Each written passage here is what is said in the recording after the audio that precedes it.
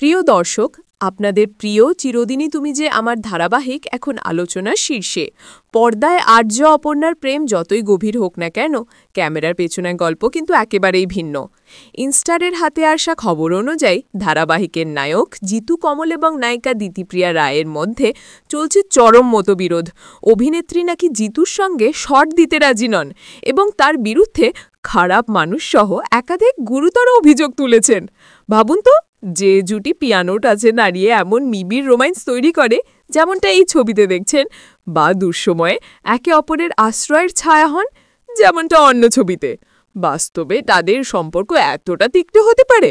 জিতু কমল তার পোস্টে জানিয়েছেন, এই বিতর্কের জেরে তিনি আত্মসম্মানে আঘাত পেয়েছেন এবং সম্ভবত ধারাবাহিকটি ছেড়ে দেওয়ার মতো কঠিন সিদ্ধান্ত নিতে বাধ্য হচ্ছেন।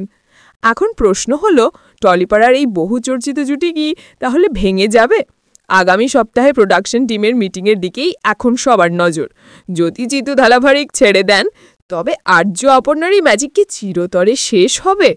আমাদের এই গভীর বিশ্লেষণ আপনার যদি ভালো লেগে থাকে, তাহলে অবশ্যই আমাদের ইনস্টা চ্যানেলটি সাবস্ক্রাইব করুন এবং পাশে থাকা বেল আইকনটি প্রেস করুন। টলিপাড়ার আরও সব আপডেট নিয়ে আমরা ফিরে আসছি খুব শীঘ্রই। আপনার ইনস্টা চ্যানেলের জন্য অন্য কোনো সেলিব্রিটি ছবি নিয়ে রিভিউ তৈরি করতে চান, আমাকে জানাতে পারেন।